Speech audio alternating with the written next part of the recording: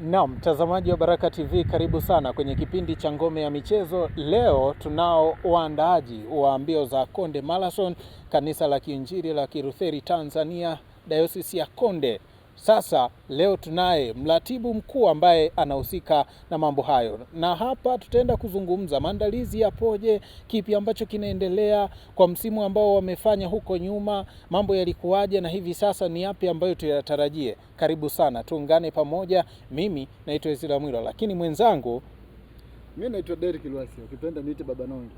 Leo tunaye mkurugenzi mratibu wa mashindano haya ya Konde Marathon. Huu ni msimu wa pili yanaenda kufanyika. Huu ni msimu wa Msangi, mtazamaji wa kipindi cha Ngome ya Mchezo anataka kukufahamu zaidi na nini hasa ambacho mmekiandaa kwa msimu huu wa 2026, sababu tunajua kabisa Konde Marathon ilianza mwaka 2025, ndio kwa mwaka kwanza nafanyika ndani ya mkoa wa Mbeya. Lakini sasa mnakwenda ni msimu wa pili. Karibu. Asante sana, niwashukuru Baraka TV kwa kunikaribisha pale. Kwa kweli imekuwa ni siku ya baraka. Mimi naitwa Steven Msangi, ni mkurugenzi wa kampuni ya Konde Sports Promotion, kampuni ambayo mahususi iliundwa kwa ajili ya kusimamia na kuratibu shughuli za michezo ndani ya kanisa na Tanzania kwa ujumla. Sasa umeniuliza swali zuri sana kwamba tulianza mwaka jana na tulikuwa na mafanikio makubwa sana mwaka jana, nadhani ulikuwepo na uliona. Kwa hiyo mwaka jana tulikuwa na mafanikio makubwa kwa maana ya kwamba tulifanya marathon ya kujenga na kuzindua hospitali ya rufaa ya Konde Hospital and Diaconia Center. Ilikwenda vizuri na tulipata fedha nyingi, tukanunua vifaa vya afya, tukaweka vifaa vya kwenye mawodi, tumekwenda vizuri. Sasa katika hii season 2, yani msimu wa pili, sasa tunakwenda kulenga moja kwa moja katika watoto wanaishi kwenye mazingira magumu. Tuna kituo pale Iwambi, Mbeya, ambacho kimekuwa kikifanya kazi toka mwaka 1965. Kimehudumia watoto zaidi ya 300, ambako wengine mpaka hivi leo wako vyuo vikuu na wengine wana nafasi katika shughuli ya ofisi mbalimbali wanafanya kazi. Hiyo kwamba kama ni mfanyakazi wale wa kwanza ashastaafu ana miaka 61 hivi kabisa. Kabisa. Kwa hiyo kuna namna fulani ambavyo kile kituo kimetoa huduma kwa muda mrefu, lakini kwa hali yake ya sasa sio hali nzuri, kwa sababu majengo ni ya muda mrefu, yana uchakavu. Kwa hiyo sisi kama Konde Sports Promotion tukaona kwamba hii season 2 basi tufanye jambo kwa ajili ya kile kituo. Mfanye jambo kwa ajili ya kile kituo. Ndio. Tumeona mashirika mengi wenyewe huwa wanabezi sana kwenye mchezo wa mpira wa miguu. Ndio. Nini nyinyi kiliwasukuma mpaka kuingia kwenye huu mchezo wa riadha? Sababu mchezo wa riadha ni mchezo ambao unashirikisha wachezaji kutoka nchi mbalimbali. Ndio. Tumeona kwa mfano Tulia Marathon ambavyo walikuja wakimbiaji kutoka Kenya, walikuja Waganda, na nchi zingine walikuja kushiriki. Nini mlikiona kwenye riadha na sio kwenye football? Asante, ni swali zuri sana, kwa sababu katika wakati kampuni inaanzishwa ile michezo ambayo ilikuwa imewekwa mezani kwa ajili ya kwenda kuifanya, nakumbuka wakati ule kamati tulikaa tukafikiria mchezo ambao unahusisha passion, kwa sababu riadha ni tofauti na mpira kabisa. Mpira unakuwa na kukimbia na michuano ya haraka sana, lakini riadha inahusisha passion na riadha inaweza ikabeba kauli mbiu. Kumbuka kwenye football ni ngumu sana kuweka kauli mbiu kwenye mechi ya mpira, lakini kwenye upande wa riadha unaweka kauli mbiu na washiriki wote, haijalishi mtu mzee, kijana, mtoto, tukawa tuna categories mbalimbali ambazo watu wote wangeweza kushiriki kwa ajili ya hospitali. Kwa hiyo tukapata hilo wazo kuanzia hapo na tukaona kwamba ni vyema tulifanya. Kwa hiyo tumefanya wakati huo, na wakati huu pia tuko tayari kufanya hilo jambo kabisa. Msimu wa 2026 ndio unakwenda kuanza. Ndio. Utatuambia mbio inaenda kukimbiwa mwezi wa 6 tarehe ngapi ili watu wajue. Lakini pia tumeshazoea kwenye mchezo wa riadha kunakuwa na zile gharama kwa ajili ya mtu kujisajili ili aweze kukimbia. Lakini pia kunakuwa na zile zawadi ambazo mtu anapojisajili anajua kabisa kwamba kuna kiwango fulani nikiwa mshindi ninakwenda kukipata. Mwaka jana tulishuhudia na watu walikimbia wakapata vile ambavyo walistahili kupata. Mwaka huu maandalizi yanaendaje na zawadi zikoje? Kiwango cha kujisajili ni kiasi gani, na hizo namba za usajili mtu anazipata kwa namna gani? Sawa, nashukuru sana. Ni swali zuri kwa maana ya kuratibu mbio nzima. Mbio hii kwanza itakuwa na mizunguko mitatu. Itakuwa na mzunguko kilomita 5, kilomita 10 na kilomita 21. yani hiyo ndio zile round ambazo watakuwa wanakimbia. Kwa maana yake kwa msimu huu mna ile tunaita half marathon. Exactly, itakuwa ni half marathon. Ndio. Wakati tunaendelea kujifunza. Yaani Mungu mwema, next time tutakuwa na 42 kilometers. Tutakuwa na full marathon. Tutakuwa na full marathon sasa kwa wakati huo. Sasa kwa wakati huu katika mzunguko wa kilomita 5, 10 na 21, kwanza kabla ya vyote tutambue kwamba ada ya usajili ni shilingi 35,000 ya Kitanzania. Ambako kwa mbio zote. Kwa mbio zote. Okay. Ambako mtu atakapojisajili atapata nafasi ya kupata jezi yake ya kukimbilia, atapata na ile namba ambayo itakuwa kumtambulisha ushiriki wake. Yes. Lakini katika hiyo mizunguko yote taratibu za kuhakikisha usalama wa wakimbiaji zimezingatiwa kama ambavyo tulifanya mwaka jana, lakini mwaka huu tumeboresha zaidi. Kwa hiyo walinzi wa njiani, waamuzi, ambako tumekuwa tukishirikiana kwa karibu na chama cha riadha cha mkoa wa Mbeya, ambacho kwa kweli niwashukuru sana. Wametoa ushirikiano mkubwa sana wale jamaa kutusaidia kwamba uendeshaji wa marathon. Kwa hiyo this time tumeboresha zaidi, ambako usalama utakuwa wa hali ya juu zaidi. Lakini katika hilo tutambue kwamba hiyo fedha yote ambayo tunaikusanya sasa, lengo lake ni kwenda kwa ajili ya kujenga majengo ya kisasa kwenye kile kituo cha pale Iwambi. Na watu wanaweza wakalipa moja kwa moja, mtaona lipa namba, tutazishare nanyi ili watu waweze kuzipata, na pia kuna account ya NMB tutashare na nyinyi ili watu wa Tanzania waweze kufahamu namna ya kulipa. Lakini kwenye kujisajili, mtu anaweza kwenda kujisajili moja kwa moja kupitia tovuti ya kanisa la KKT Diocese ya Konde, ambako ataenda kwenye tovuti yetu ya www.elct-konde.org. Akifika pale tu kwenye ukurasa wa mwanzo kabisa, taratibu zote zitakuwa zimeelezewa pale, namna ya kujaza ile fomu kwa usahihi, namna ya kwenda kushiriki marathon. Lakini pia tutatoa matangazo mbalimbali, tutayaona yakiendelea kuzunguka, ambayo yanaendelea kuwaonyesha watu namna gani ya kujisajili. Lakini so far pia tutakuwa na utaratibu mzuri wa kumanage wachezaji ambao wanakimbia, kwa sababu kilomita 21 sio mchezo. Sio mchezo. Kwa hiyo tutakuwa pia tuna ndege zisizo na rubani, yani drones, ambazo zitakuwa zinazunguka kuhakikisha kwamba mchezo unakuwa wa fair, haki. Lakini pia tutakuwa na utaratibu wa kuvaa wa watu ambao watakuwa wana record zile round kama ambavyo chama cha riadha wameshauri. Kwa hiyo nadhani tupo kwenye hatua nzuri za maandalizi. Nadhani kufika tarehe 27, kwa sababu tutafanya tarehe 27 mwezi wa 6. Nadhani nikasema mpaka sasa hivi tuko 75% ya maandalizi kabisa. Okay. Kwa hiyo nadhani tuko sehemu nzuri. Ezra. Msimu uliopita mimi nimeshiriki.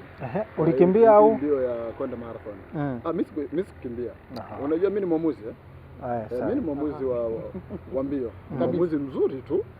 Msimu uliopita nimeshiriki na nilishuhudia namna ambavyo mbio ilikuwa. Japo ilikuwa ni msimu wao wa kwanza, lakini miongoni mwa mbio ambazo zilifanya vizuri kwa msimu uliopita, basi Konde Marathon nayo ilikuwa ni miongoni mwa mbio ambazo zilifanya vizuri. Msimu huu tayari maandalizi yameanza, na tayari mimi nimeshaanza kuandaa vijana ambao wataenda kushiriki kwenye hizo mbio, sababu kuna mbio za kilomita 5 ambazo tunaita Funland, ambazo hizi najua hata wakinaeze na vitambi vyao wanaweza kakimbia hizi mbio. Wakina Robert wanaweza kaenda kwenye hizi mbio, lakini hata wewe zile za kilomita 10 zile ndio nitapatikana mimi pale. Zile ni mbio za ushindani, sababu pale kuna zawadi hapo. Alafu kuna kilomita 21. Hii kilomita 21 kidogo ndio wewe umejiandaa. Sisi sasa akina sisi umejiandaa, sababu ni mbio ambayo moja kunakuwa na wachezaji pia wa kimataifa ndio ambao wanakimbia hiyo mbio. Kwa hiyo hata wakina Simbu unaweza kukuta kwenye hiyo mbio. Kwenye hiyo mbio unaweza kukuta kina Simbu. Kwa hiyo ni mbio ambayo mtu anatakiwa ajiandae, na bado muda upo. Muda upo kutoka hivi sasa. Unaona kabisa muda wa kujiandaa bado upo kwa yule ambaye atahitaji kukimbia. Lakini pia mimi nitoe rai kwa wakimbiaji wa Mbeya. Unajua Mbeya tuna wakimbiaji wazuri sana. Sasa wale wakimbiaji wanaotoka mkoa wa Mbeya, hizi mbio ambazo zinafanyika ndani ya mkoa wetu wa Mbeya na nyanda za juu kusini, ndio mbio zao sasa wazitumie. Unajua mwezi wa 7 tuna mashindano ya taifa yameandaliwa na chama cha riadha inaitwa Taifa Cup, ambayo yatafanyika katika viwanja vya shule za Philbert Bay. Kwa mimi nadhani kwa wale wakimbiaji, hizi mbio zinavyojitokeza ni kama maandalizi, kupima kwamba kile ambacho nakiandaa kipo wapi kabla hajaenda wapi kwenye mashindano. Tupo tunaendelea kuandaa timu ya mkoa, sababu mimi nikiongoza chama cha riadha mkoa. Kwa hiyo tupo tunaandaa timu ya mkoa ili tupate wachezaji ambao wataenda kukimbia wapi kwenye mbio za taifa. Kwa hiyo mimi niwapongeze Dayosisi ya Konde kwa kuandaa kitu kama hiki. sababu moja, Mbeya tulikuwa na mbio moja tu ya Tulia Marathon, lakini imeongezeka hii, kwa hiyo tuna mbio mbili. Kwa hata wachezaji wenyewe unaona kabisa wana nafasi kubwa, wana uwanja mpana wa kushiriki. Kama ulikimbia Tulia, basi una uwezo wa kuja kukimbia hata Konde Marathon, kujiweka sawa. Tanzania tuna mbio nyingi sana, mbio zimekuwa nyingi, kwa hiyo unaweza kukimbia Tulia ukakimbia Konde Marathon, alafu ukapata nafasi ya kwenda kukimbia mbio zingine zile ambazo zipo kitaifa na kimataifa pia.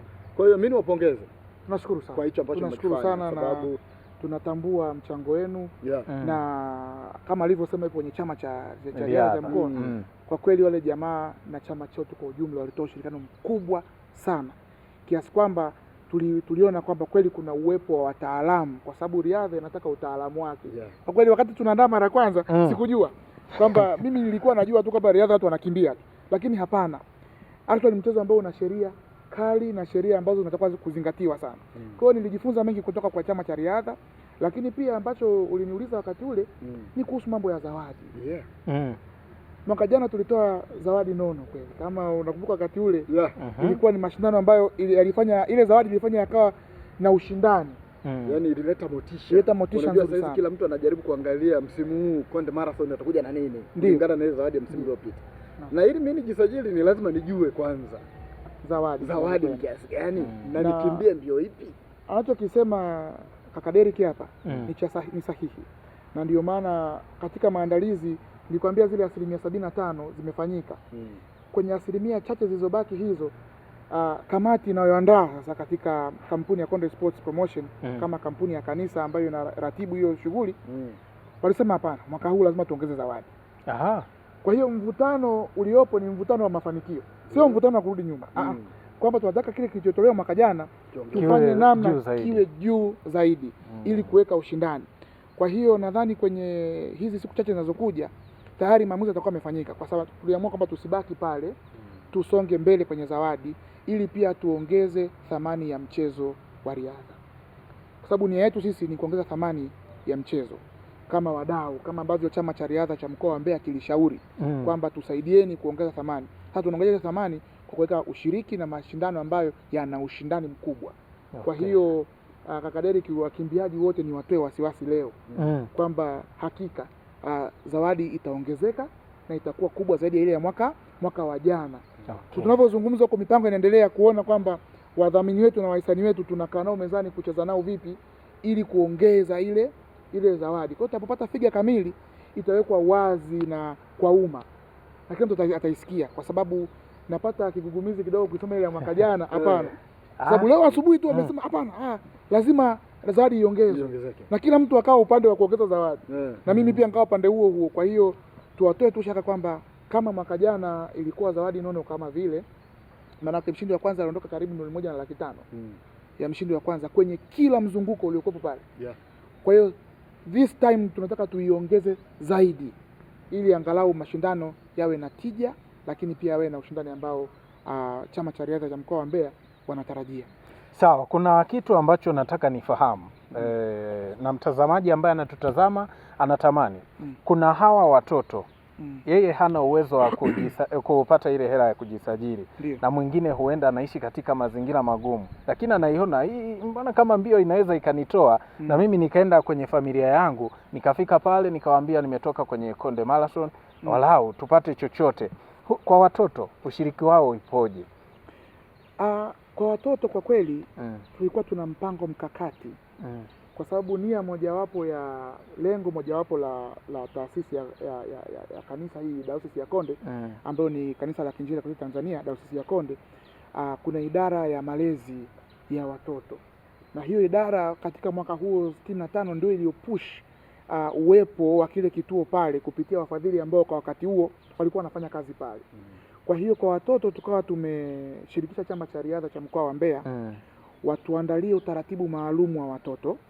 Kwanza tutakuwa tuna mzunguko mfupi kwa ajili ya watoto, wanaendelea kujadili huko kama wataalamu ili watoto waweze kushiriki, lakini pia watapokuja pale patakuwa pana appreciations mbalimbali ya wao kushiriki, kama ambavyo tulifanya mwaka jana. Watoto walipata namna ya kipekee kabisa walikimbia kilomita 2.5 na kila mtoto aliyeshiriki alipewa madaftari ya shule, akapata na kalamu zake ili kuonyesha kwamba tuko pamoja nao. Kwa hiyo nadhani this time, kwa sababu tunafanya kwa ajili ya watoto, nadhani chama cha riadha cha mkoa Mbeya kitashauri, lakini pia na kanisa litaandaa utaratibu mzuri wa namna ambavyo ushiriki wa watoto utazingatiwa. Lakini kama ulivyouliza, unajua watoto ni baraka. Yani mwingine anatoka kwao, yani kuna wale watoto tumekuwa tukishuhudia, wanakuambia yani mimi nyumbani nitakachopata nikitoka nashirikiana na wazazi kulingana na hali ya nyumbani. Sasa yeye anapita huko walao anakuta kuna mbio bwana, mshinda anapata chochote. Kwa huyu mtoto sasa atapata pia, kwa mfano sawa umesema mkakati upo watakavyoshiriki nao zawadi zipo au anashiriki mizunguko yote ambayo mtu yeyote atakimbia kuna zawadi. Na kama mwaka jana tulitoa kwa mtoto wa kwanza akapewa karibu shilingi 300,000 tukashuka mpaka mshindi wa 10, na kama nilivyosema zawadi zinaboreshwa. Kwa hiyo ina maana pia mtoto ambaye atakuja kutokea mazingira magumu na anataka kushiriki, tutambue kwamba kile kituo pale kinatambuliwa na ustawi wa jamii kabisa. Kwa hiyo akifika pale akijitambulisha hivyo, ofisi ya ustawi wa jamii ambayo iko pale itamshughulikia na kumtambulisha, na atapewa nafasi ya kushiriki bila kiingilio, kwa sababu tayari anatoka mazingira magumu. Kwa hiyo akifika pale atakutana na afisa ustawi wa jamii ambayo ofisi ile iko wazi masaa yote. Atapokelewa pale, atathibitishwa pale. Baada ya hapo atapewa huo utaratibu wa kwenda kushiriki kama kundi maalum, na akishinda zawadi yake kwa kweli moja kwa moja anapewa. Ipo kabisa. Sawa. Msimu uliopita nakumbuka tulitumia njia ile ya Sai Igawilo, ndio, na ilikuwa kwenye matengenezo, ndio, na ndio msimu ambao pia Tulia Marathon ameitumia msimu huu sasa. Ndio. Konde Marathon inarudi kwenye ile njia au kuna mabadiliko ya njia? Unajua mchezaji siku zote anataka kujua njia kwamba nakwenda kushiriki, lakini msimu huu atatumia njia gani? Sababu unajua Mbeya ni mji ambao una miinuko Kuna mkimbiaji siku zote huwa tunajaribu kupunguza ile miinuko. Yaani ili mchezaji afurahie mbio ni lazima apate njia ambayo iko standard. Msimu huu umejiandaje upande wa njia? Nashukuru sana kwa swali zuri ambalo lina utaalamu ndani yake. Kama nilivyosema hapo awali kwamba riadha ina utaalamu wake kabisa, na nikasema tena kwa mara nyingine kwamba chama cha riadha cha mkoa wa Mbeya tulishawashirikisha, na wao ndio watahusika na upimaji na utafutaji wa ile njia, lakini eneo la tukio ni pale Iwambi. Nia na madhumuni watu wanapoanza mbio, kwa sababu mwaka huu kauli mbiu yetu tunasema kimbia kwa upendo, gusa maisha ya watoto. Kwa hiyo mtu anavyokwenda kuanza ataanzia pale kwenye kile kituo chetu cha Iwambi. Kwa hiyo njia ambazo chama cha riadha kitachagua ni cha maeneo ya pale pale Iwambi, katika kata ya Iwambi kwa ujumla wake. Na kama mwaka jana tulitoa mpaka ramani za michoro ambazo zinaonyesha mzunguko jinsi utakavyokwenda. Kwa hiyo wakati huu pia chama cha riadha cha mkoa kinaendelea kupanga njia na kupima njia. Na mwaka jana nilikuwa na kaka yangu Derek hapa, nikajifunza kuhusu hizo habari za njia. Mimi nilijua tu kwamba watu wanakimbia, kumbe kuna habari ya miinuko na milima na mabonde ambayo kuna kiwango chake inatakiwa kufikiwa. Kwa hiyo bado tunashirikiana na chama cha riadha cha mkoa wa Mbeya kutafuta njia, na tena bahati nzuri kule Iwambi kuna njia mpya kabisa nyingi za lami ambazo serikali yetu imeitaidi kuzijenga kwa ajili ya kurahisisha maisha. Kwa hiyo nadhani itakuwa ni wakati mzuri ambako chama cha riadha kitatoa njia na tutawaonyesha kwa ramani jinsi ambavyo watakimbia, lakini eneo mahususi ni pale Iwambi kwenye kituo chetu cha watoto wanaishi katika mazingira magumu kama nilivyokusha kusema. Msangi, msimu uliopita tuliona Baba Askofu ndio akikimbia kwenye ile mbio kabisa kabisa, lakini pia nilishuhudia baadhi ya watumishi wa Mungu, wachungaji wakikimbia. Ndio kabisa. Msimu huu mambo yakoje? Kwanza nishukuru kwamba umenikumbusha mwaka jana zile mbio za kilomita 5 ambazo ndio Baba Askofu alikuwepo, zilikuwa zinaamsha kwa sababu vile vyama vya jogging, zile klabu zile zote zilijoin pale, zikawa zinatoa ile amsha. Kwa hiyo Baba Askofu yeye mwenyewe anashtuka, tayari kilomita 5 zimeisha na zilivyoisha akaendelea kupasha kujiweka sawa. Kwa hiyo inaonyesha kwamba ushiriki ulikuwa mzuri, lakini sasa mwaka huu imekuwa zaidi. Kwa sababu gani? Kwa sababu tumeshirikisha na makanisa mengine na dini na madhehebu mengine na Baba Askofu ambaye ndio mkuu wa KKT Diocese ya Konde atakuwepo. atakuwepo na atashiriki pamoja na mgeni rasmi ambaye anatarajiwa kufika siku hiyo. Na swala la mgeni rasmi sasa, unajua ni swala ambalo kidogo ni la mazungumzo na michakato mingi, lakini niwahakikishia kwamba baba askofu atakuwepo, na sio baba askofu wa KKKT Dayosisi ya Konde peke yake. Tumeshapata na madhehebu mengine ambao maaskofu wao watakuja kushiriki pale, na wachungaji watakuwepo. Kwa hiyo itakuwa ni mbio ambayo watu watapata nafasi ya kukimbia na viongozi wao wa dini kabisa. Na viongozi wa dini wataonyesha ujumbe wao kwamba wako tayari kutoa sadaka na kusaidia jamii kuwatunza wale wasiojiweza, hasa kama hawa watoto ambao wanaishi katika mazingira magumu.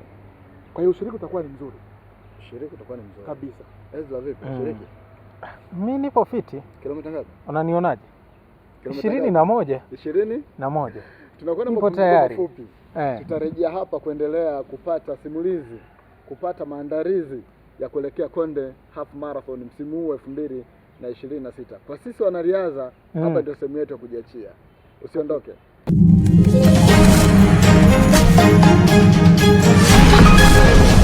Ngome ya michezo.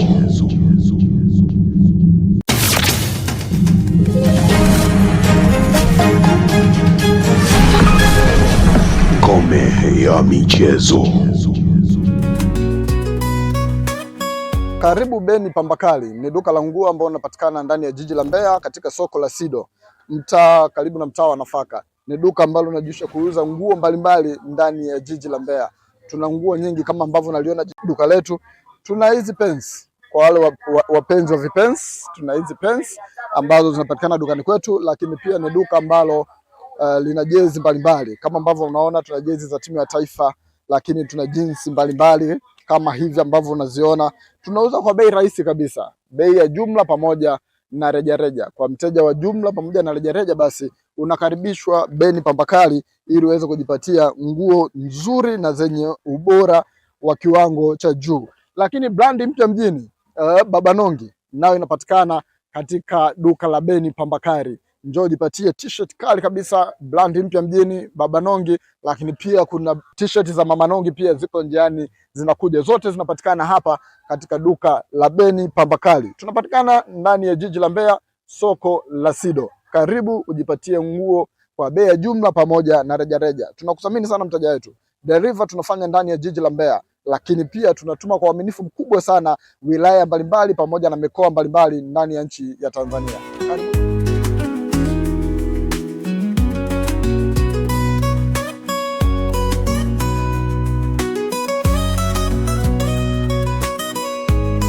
Mtazamaji wa Baraka TV, tumerejea tena hapa, na kama ambavyo tumekuambia, tunaye mkurugenzi ambaye anatuambia kuhusiana na kile ambacho amekiandaa kama Konde Marathon.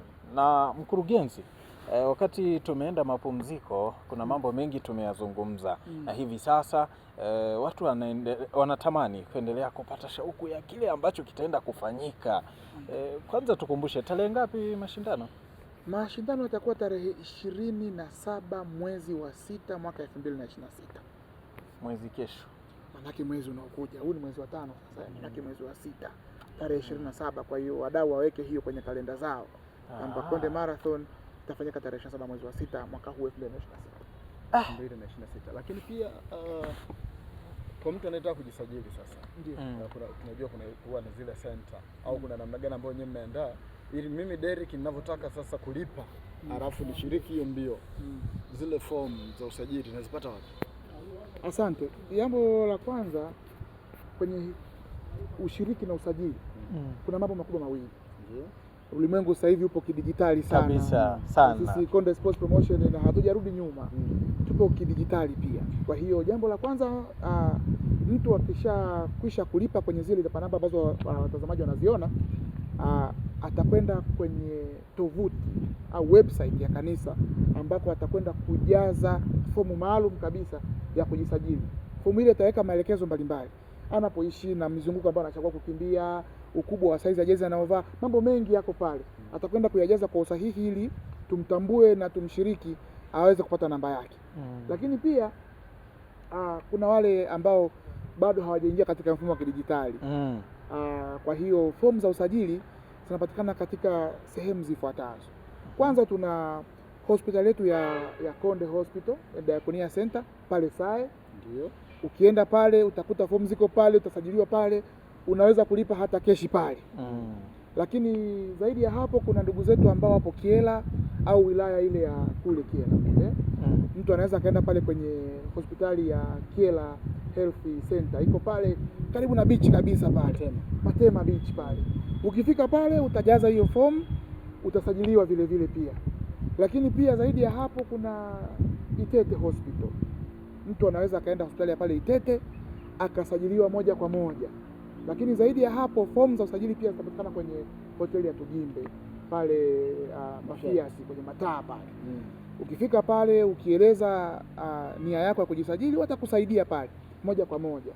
Lakini pia kwa wale ambao wanaweza wakafika kwenye usharika wowote wa KKT Diocese ya Konde, sharika ziko karibuni 200 katika diocese nzima, kwa maana kwenye mkoa wa Mbeya wote mpaka kufika Songwe huku kufika Tunduma. Ukifika pale ukaona kibao chochote cha usharika wa diocese wa diocese ya Konde, moja kwa moja unaweza kusajiliwa pale na kupewa taarifa zaidi. Lakini pia unaweza ukafika kwenye ofisi kuu za diocese ya Konde, KKKT Diocese ya Konde pale Tukuyu. Tuna ofisi yetu pale mpya kabisa. Ukifika pale unaweza moja kwa moja ukaenda kujisajili na ukajaza fomu yako na ukaingia kwenye michuano hiyo, ukawa uko tayari unasubiria tu kwenda kukimbia. Sawa. Mara nyingi huu mchezo wa riadha tofauti na football. Mchezo wa riadha unahitaji maandalizi makubwa. Yaani ni tukio la muda mfupi lakini ambalo lina gharama kubwa kwenye maandalizi yake.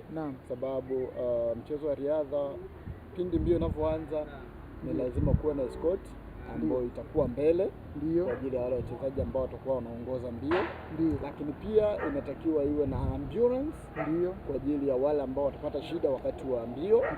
Lakini pia lazima kuwe na tunasema wale bodaboda ambao watakuwa wana survey sasa kwenye ile mbio kuhakikisha kwamba kusiwe na udanganyifu.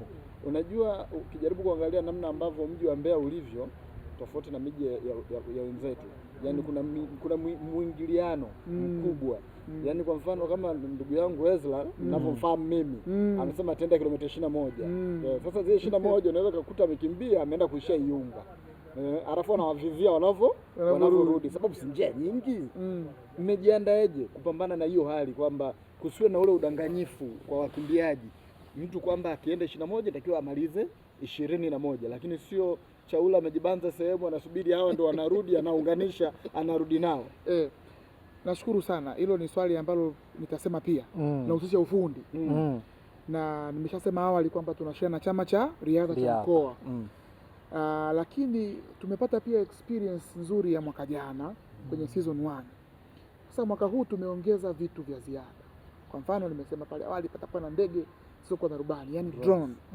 Ile drone zitakuwa tuna drone karibu 8 ambazo zitakuwa zinazunguka juu kuangalia wakimbiaji toka walivyoanza. Kuna ambayo itakuwa inatembea toka wanavyoanza mpaka wanavyomaliza mzunguko. Kwa hiyo zitakuwa zinapokezana. Lakini pia tunashirikiana pia na jeshi letu la polisi. Ni mamlaka ya usalama. Kwa hiyo tunashirikiana nao kwa ukaribu kuhakikisha kwamba watakuwepo wakati huo kwenye zile junctions, kuhakikisha usalama, lakini kuhakikisha kwamba wakimbiaji wanafuata ule mzunguko.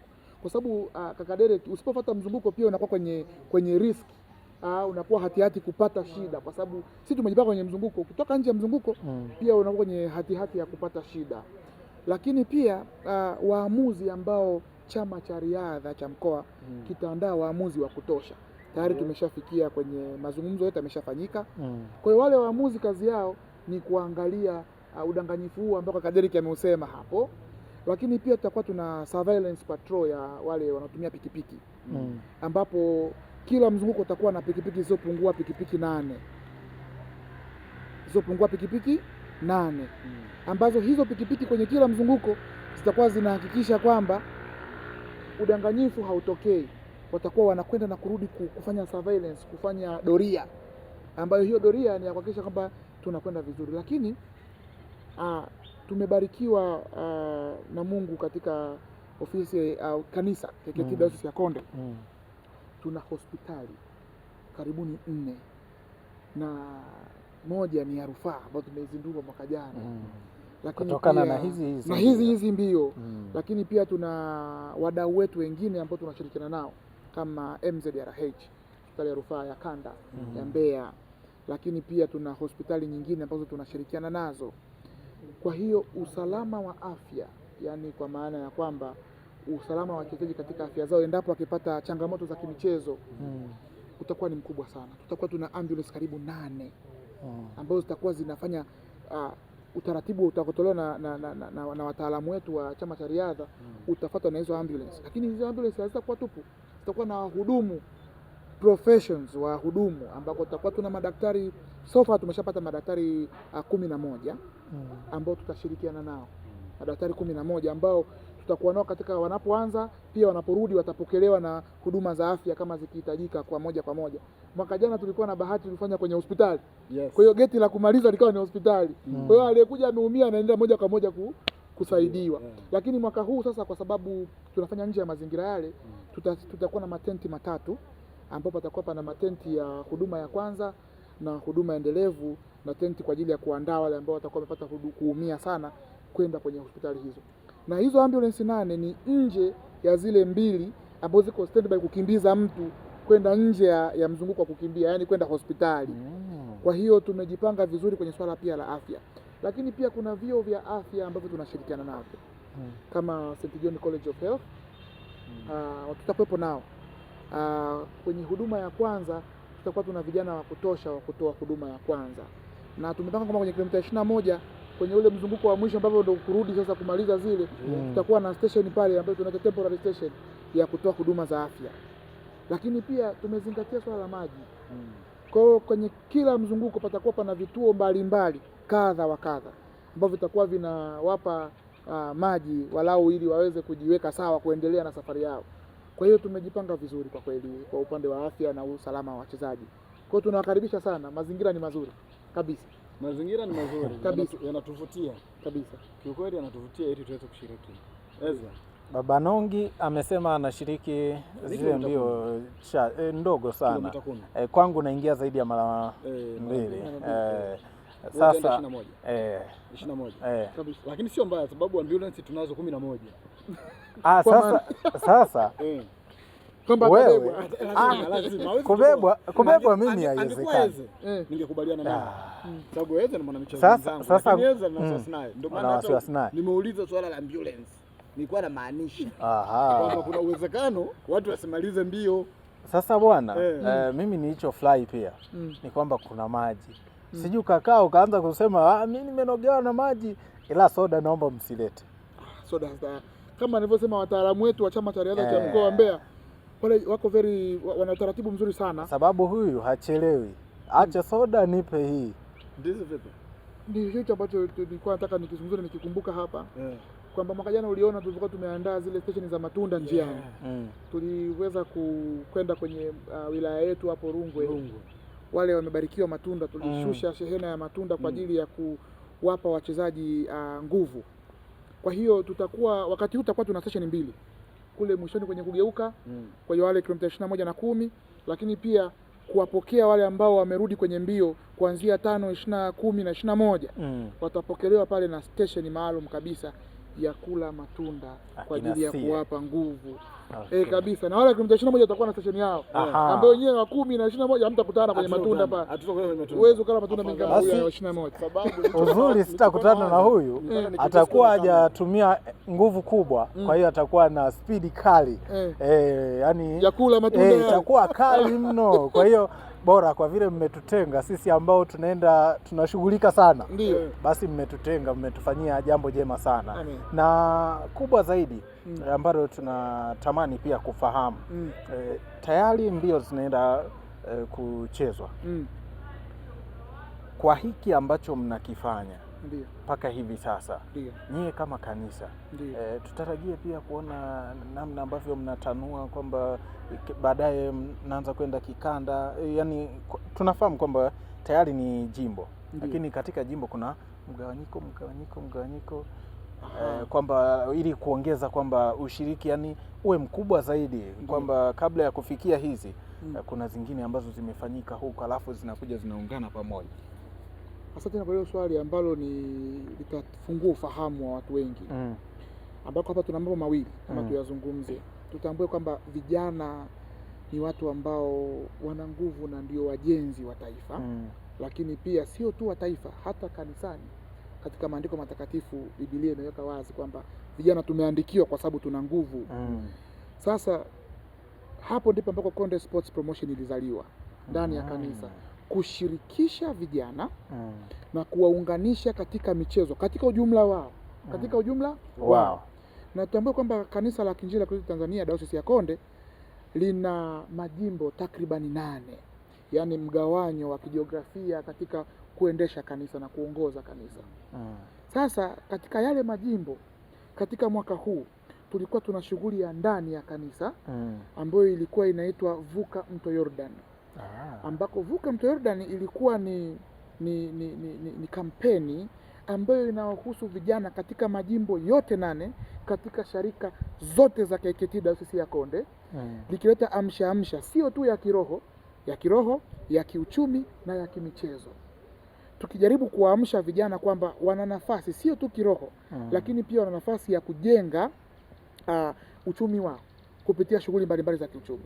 Kwa hiyo tarehe 16 ambako tulifanya uzinduzi sasa wa marathoni hii lakini pia iliambatana na kuunganisha shughuli ya Vuka Mto Yordan ambayo inafanyika na idara ya vijana katika kanisa, maana ni ofisi kuu inaratibu katika majimbo yote na ofisi za vijana katika majimbo yote. Tukawa tuna Jumamosi hii iliyopita tulikuwa tuna ligi. Tumeanzisha michuano midogo ya kwenda kuweka hamasa. Yani wanazungu wanasema kick start, yani kuanzisha kama mtu anavyoasha pikipiki anavyopiga ile kiki. Tumekwenda kuanzisha ndani ya kanisa. Kwa hiyo tukawa tuna tournament ndogo ambayo iliruka live. Kuanzisha tu michezo. Kwa hiyo tukapiga hamasa kwa vijana wote katika diocese na katika nje ya diocese kwamba washirikiane na sisi. Sasa tarehe 27 mwezi wa 6 itakuwa ni siku nzuri sana. Kwa nini? Kwa sababu marathon inafanyika lakini pia ndio finali ya Vuka Mto Yordan Tournament ambayo itafanyika wapi? Unaona? Pale Iwambi kuna uwanja wa kanisa mzuri pale. Kwa hiyo ina maana gani? Watu wana nafasi ya kushiriki marathon lakini pia kushiriki michuano, kuona ile michuano ya ligi soka kandanda kabumbu inavyokwenda pale tarehe 27 ambazo hizo timu zinazoshiriki hapo ni timu za majimbo. Kwa hiyo tayari zimeshakwisha kuanza. Kwa hiyo yale majimbo 8 yanachuana huko tunavyozungumza sasa. Alafu wale walitoka kidedea wawili wa finali watakipiga pale tarehe 27 mwezi wa 6 pale Iwambi katika viwanja vya kule Iwambi ambako sasa ndio itakwenda kufunga pale. Lakini sio kufunga ligi lakini kufungua milango ya michezo katika diocese, katika mkoa wa Mbeya na katika ukanda huu wa Nyanda za Juu Kusini kwa ujumla wake. Kwa hiyo mchakato ulishaanza mingi sana. Kwa hiyo tunakwenda kuunganisha hayo mambo yote mawili kwa wakati mmoja. Safi. Baba Nongi, umesikia. Ukishindwa huko basi kwa msimu ujao jiandae hata kimbia mle uwanjani kwa sababu najua kufunga uwezi. Mimi kandanda nishapumzika. Ndio maana ni veterani. Ni kule ni veterani. Kwa unahama kidogo unatoka upande ule unakuja upande wa pili. Mimi nishatoka kwenye mimi kote napiga. Wewe si bado kijana. Kote napiga. Wewe bado kijana. Umri unamruhusu. Kote napiga. Nasema wasasi wangu ni mazoezi. Kwamba mazoezi kidogo ni changamoto. Tunaendelea kumsikiliza mkurugenzi wa Konde Half Marathon ambao ni msimu wa pili sasa unaenda kufanyika tarehe 27 ya mwezi wa 6 mwaka 2026. Tunaamini kabisa kwamba itakuwa ni mbio nzuri kama ambavyo ilikuwa mbio ile ya msimu uliopita, na mimi niwapongeze na hizi salamu zangu utazifikisha kwa baba askofu kwamba wadau wa mchezo wa riadha wanashukuru sana sababu tushazoea tunakuwa tunacheza football na nini, lakini kuna michezo ambayo ukiangalia ndani ya mkoa wa Mbeya ilikuwa imelala. Miongoni mwa michezo ambayo ilikuwa imelala kuna mchezo wa riadha ambao sasa hizi ndo naamka, lakini pia kuna mchezo wa boxing, mchezo wa ngumi. Ule ndio kabisa unaona kabisa shughuli ishafia pale. Yaani hakuna uwezo kusikia ngumi zinapigwa ndani ya mkoa wa Mbeya. Yaani ule mchezo ni kama umekufa. Lakini kwa nyinyi ambao mmekuja sasa kuanza kuhamisha michezo, hususan mchezo wa riadha, sisi tunawapongeza sana, hizi salamu muwafikishie kwamba wale vijana wa kipindi cha Ngome ya Michezo wanasema wanashukuru sana kwa kuamsha mchezo wa riadha ndani ya mkoa wa Mbeya.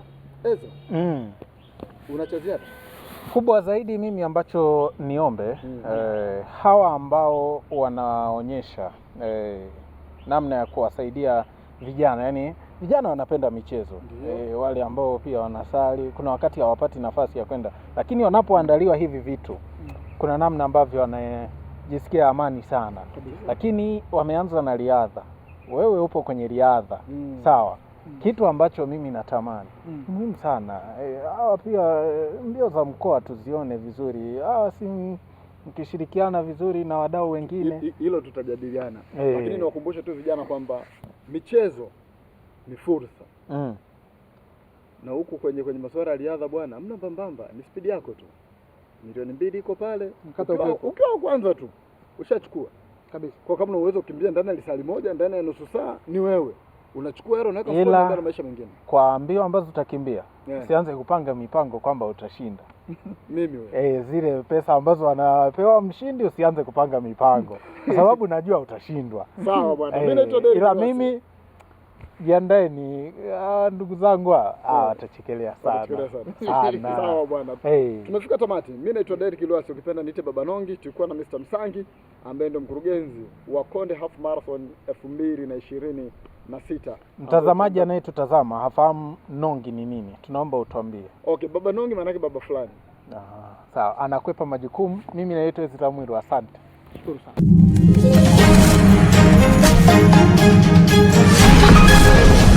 Ngome ya Michezo.